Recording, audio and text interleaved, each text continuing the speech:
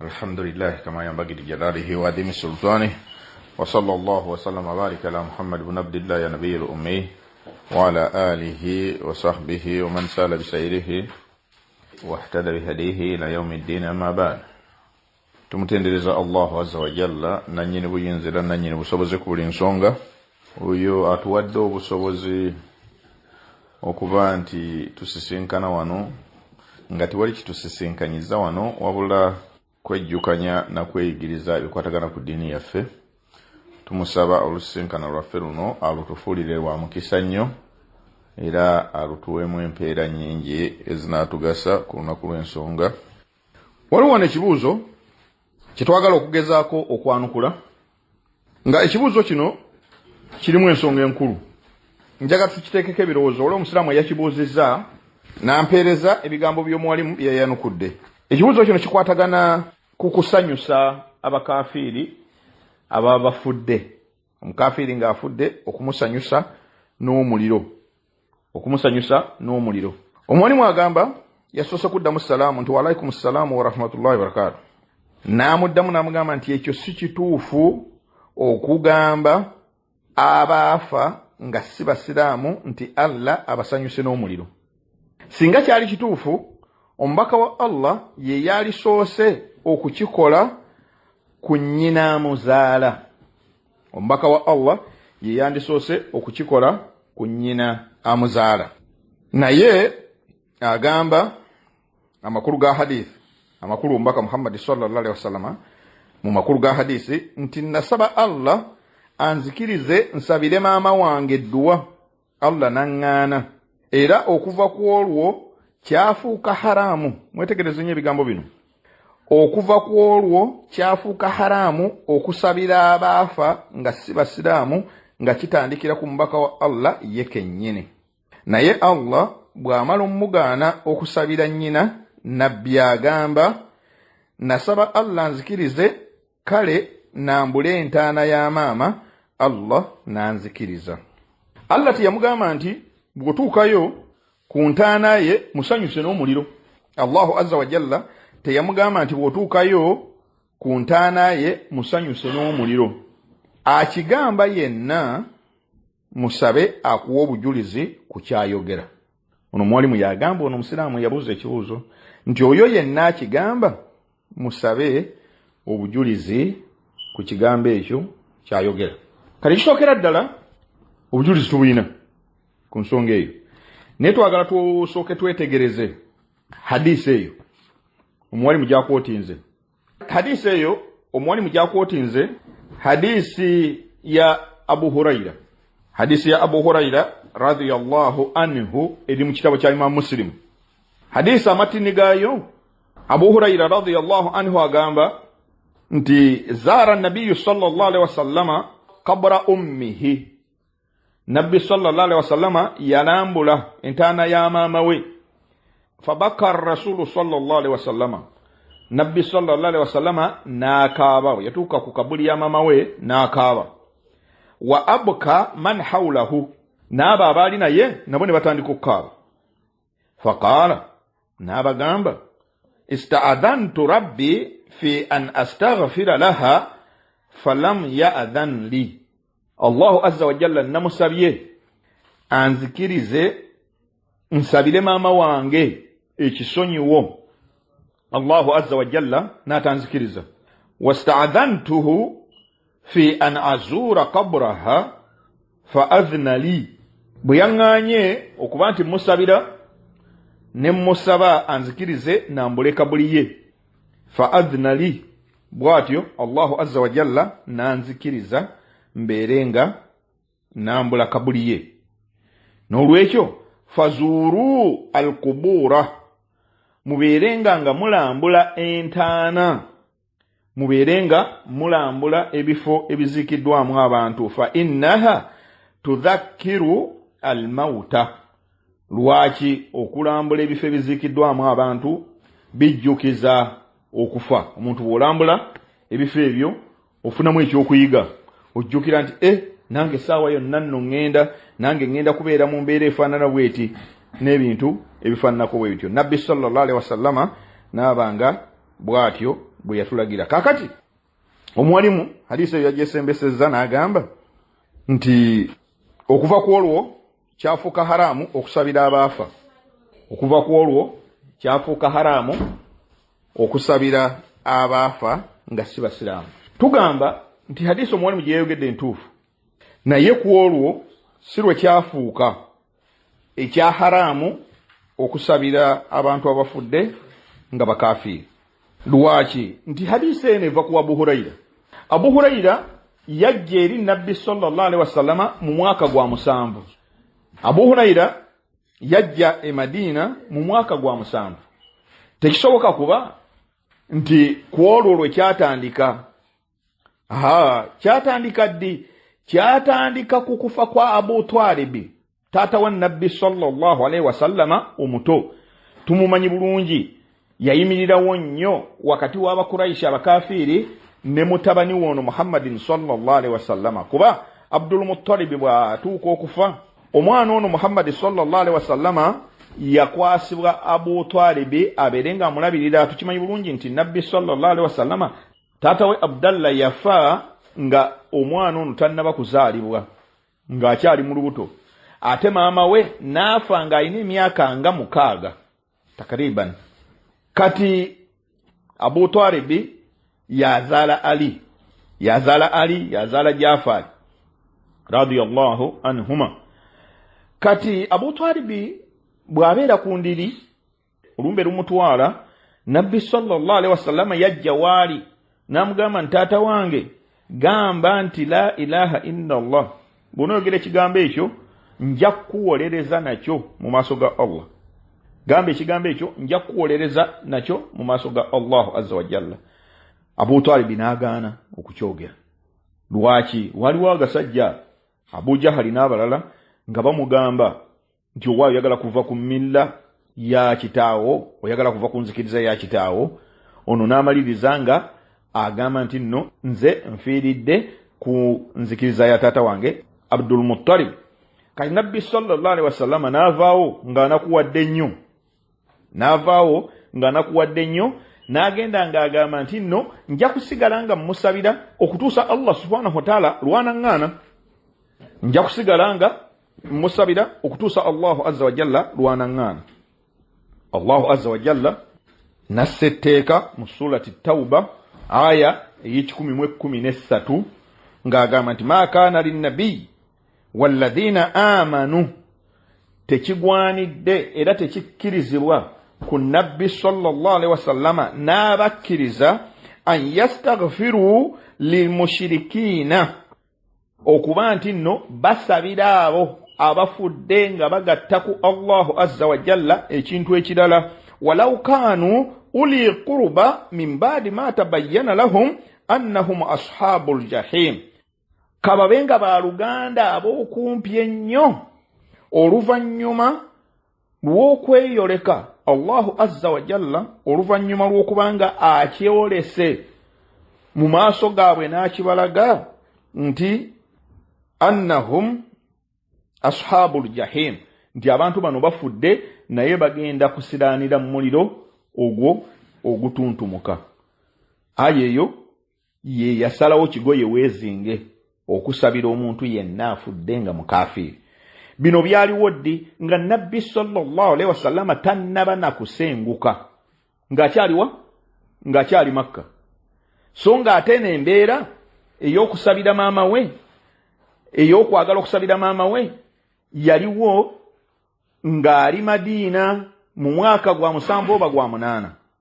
Mu mwaka gwa 7 oba gwa 8 oluvannyuma lw'okusenguka. N'olwekyo njagadde okutangaza ku nsonga eyo okusooka nga sinaba kuleeta bujulizi bwa kigambo ubashirukum binnaari. Njagadde okutangaza ku nsonga eyo nti olwo si lwe lwatandika okuba nti tekikkirizibwa kusabira mukafiiri, wabula kyatandika mabega nnyo nga Nabbi sallallahu alaihi wasallama akyali Makka, oluvannyuma lwa taata we bwe yali ayagala ennyo abeere ng'asiramuka, Allahu azza wa jalla teyamuwa buluŋŋamu.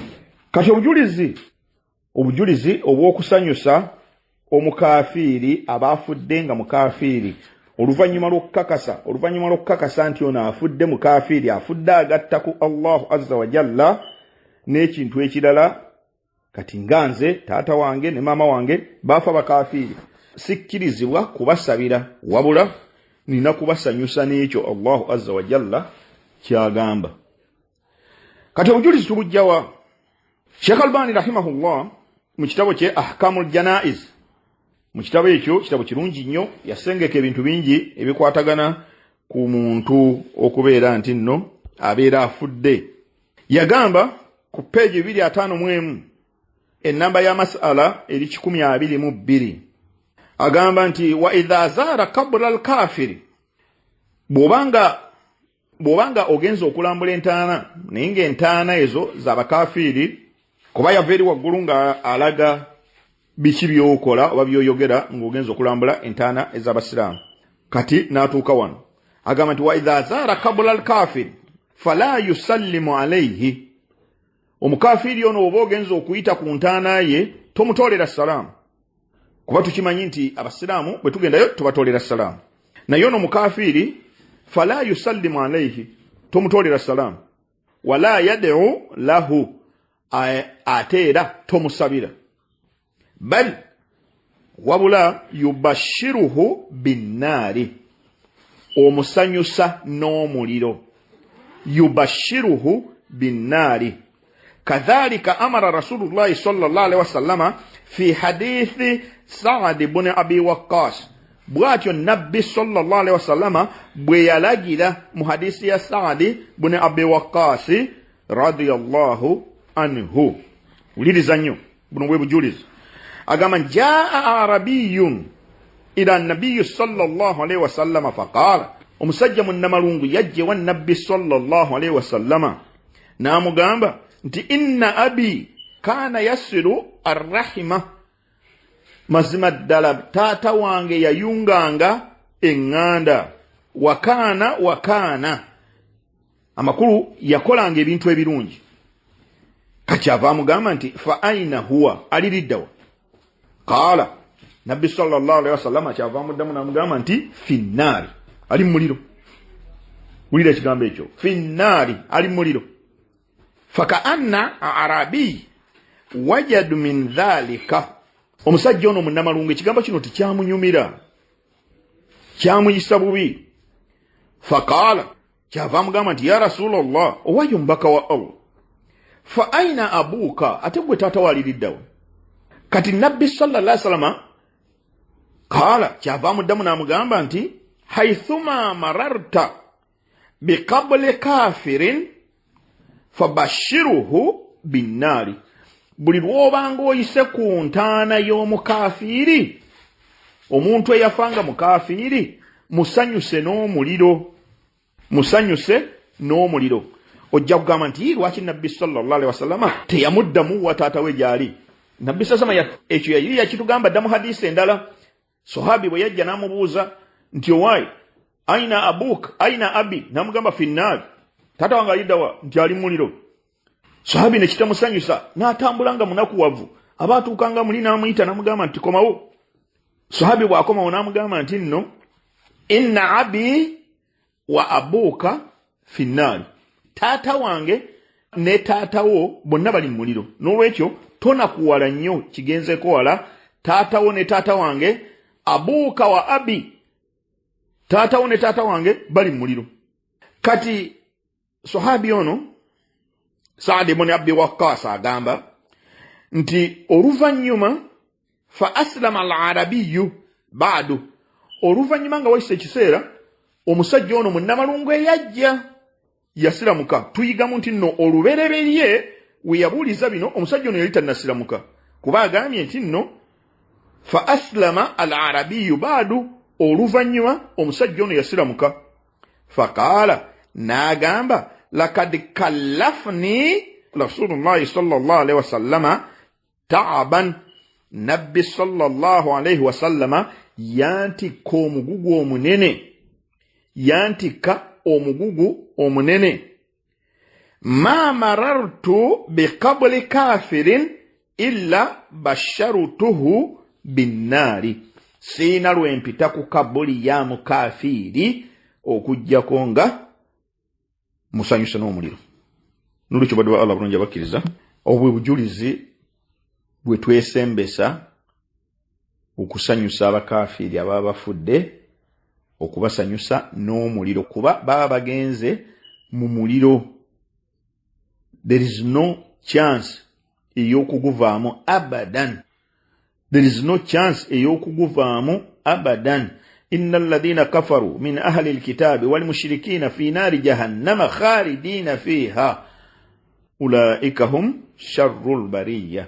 Abantu abo mu bannannyini kitabo n'aba abagatta ku Allahu azza wa jalla n'ekintu ekirala. Kuba waliwo abashiriku abamanyiddwa nga tebali mu banaswala n'abayudaaya. Kati nga bano abayita emizimu bannammandwa baani nga tebali mu banaswala, tebali mu bayahudi. Kyovula Allahu azza wa jalla yagamba nti inna alladhina kafaru min ahli alkitabi wal mushrikina, bonna bakafiri naye yabaawula. Abo bo bakugenda mu muliro, era bye bitonde ebisingira ddala okubanga bibi mu maaso ga Allahu azza wa jalla. Nolwekyo baddu ba Allah bulungi abakkiriza, omukafiri tokwatibwa nsonyi. Bwe bakuyisaako mayiti yawe ya Peter ya John afudde, mugambe nti ubashiruka binnaari, nkusanyusa n'omuliro. Bw'oyita ku kabuli zaabwe, kati ffe wano wetuwangaalira, subhanallah, Allahu azza wa jalla yabakuŋŋaanya. Oyita ku makbara kwegamba ng'erimu entaano oba mmeka, Allah yasinga okumanya, ng'otunula bw'oti amaaso ne gakoma. Tokwatibwanga nsonyi kubagamba nti ubashirukum binnaari. Bw'owakanya ekigambo kino obeera owakanyizza bubaka obwava eri Allahu azza wa jalla okujja ku mubaka ono Muhammadin sallallahu alaihi wasallam. Ekirala kyemaliriza nakyo ensonga eno nti baddu ba Allah bulungi abakkiriza, tuleme kwatibwa nsonyi. Tuleme kwatibwa nsonyi ku nsonga eno. Abantu bangi bagamba mbu anti muvuma abantu. Subhanallah. Ekyo k'okyogera oba okisindikira ddala butereevu eri nannyini kukutonda, era nannyini kutonda bantu bali kuba yabayita bakafiri.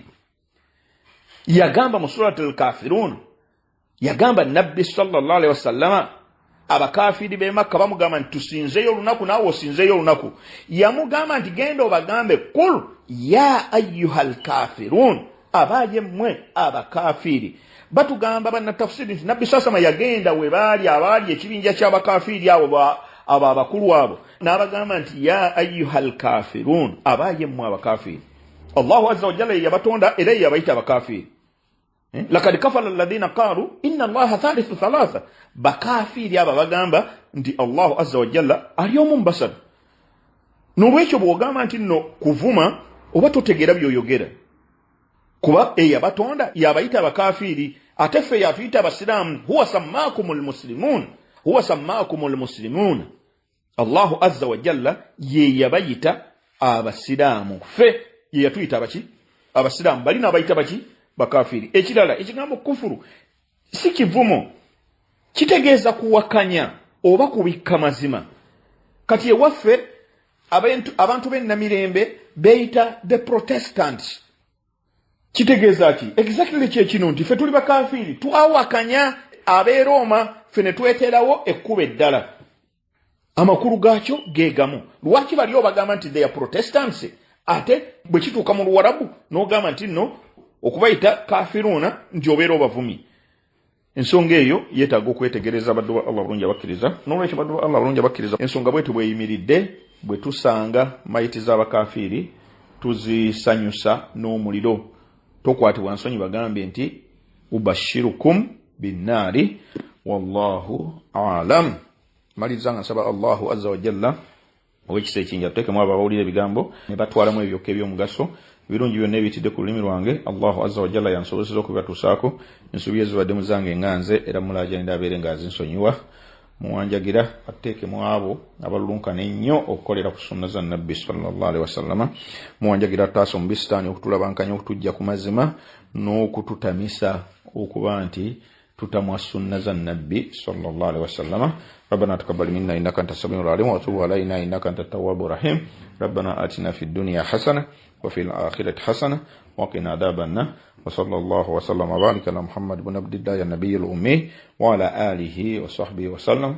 والحمد لله رب العالمين. سبحانك اللهم وبحمدك أشهد أن لا إله إلا أنت أستغفرك وأتوب إليك. والسلام عليكم ورحمة الله وبركاته.